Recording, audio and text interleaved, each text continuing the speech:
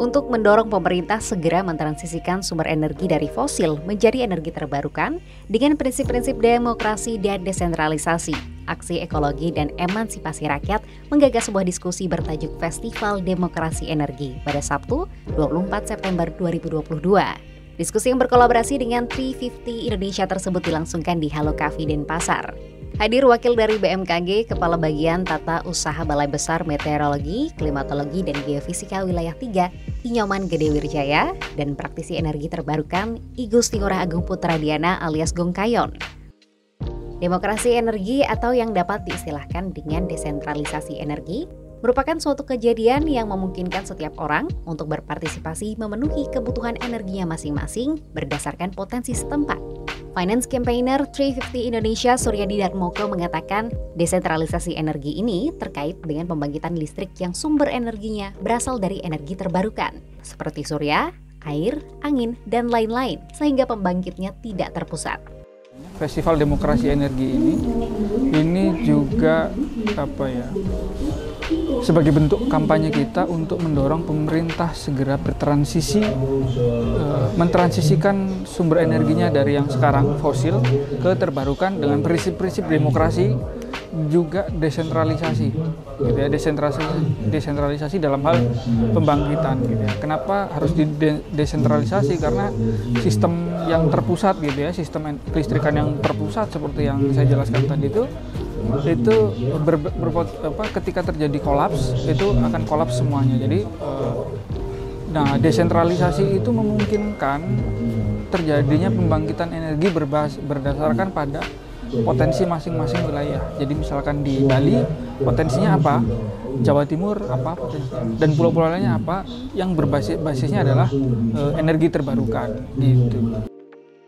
Makna transisi demokrasi energi ini dinilai penting agar semua orang mendapat akses listrik di berbagai penjuru.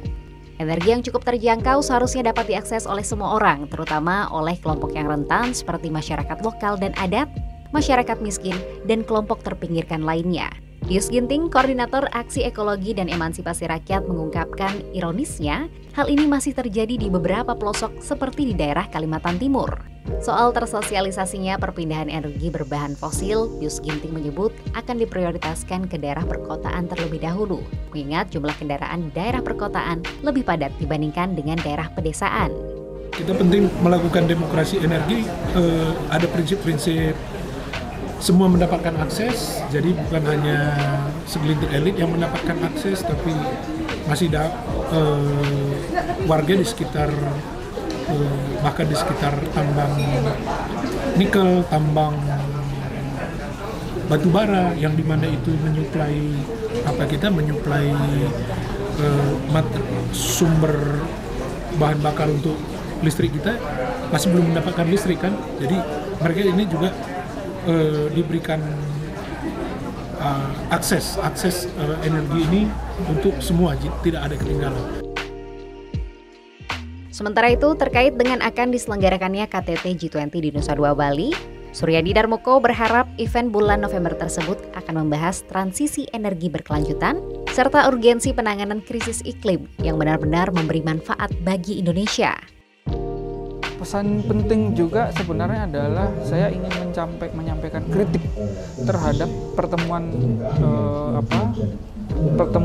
tingkat menteri di negara-negara anggota G20. Kenapa kritik ini perlu saya sampaikan? Karena serangkaian pertemuan tingkat menteri itu tidak menghasilkan apa-apa dan itu mengecewakan. Kenapa? Karena harusnya ketika mereka mengusung transisi energi, maka outputnya harus jelas, gitu ya. Bentuk-bentuk kerjasamanya sudah harus konkret. Tidak seperti sekarang yang masih balik ke wacana lagi. Balik ke wacana yang saya maksud itu adalah mereka baru kembali menelurkan Bali Compact. Yang Bali Compact itu kontennya adalah wacana lagi, gitu ya. Harusnya lebih konkret, gitu ya, karena tanggung jawab transisi energi itu ada di negara-negara maju. Dan kemudian tanggung jawab pendanaannya juga ada di negara-negara maju untuk memberikan karena ini tanggung jawab ekologinya mereka, gitu ya. Maka seharusnya mereka itu pasca pertemuan G20 misalnya nih ya, konkret nih, negara G20 bersepakat untuk membangun proyek energi bersih di negara G7 yang terlibat di dalam G20 itu membangun pembangkit berbasis energi terbarukan di Indonesia sampai tahun 2025 misalnya berapa megawatt atau berapa gigawatt, di India, di Afrika Selatan, dan di negara lain. Jadi outputnya tuh konkret gitu lah. Berapa PLTU yang mau dipensiunkan, berapa PLTU yang tidak diperpanjang izinnya gitu ya, berapa izin tambang batubara yang ditutup, perusahaan tambang batubara yang ditutup gitu ya. Juga sudah jelas berapa target pembangkitan listrik yang sumbernya dari energi terbarukan di negara-negara selatan.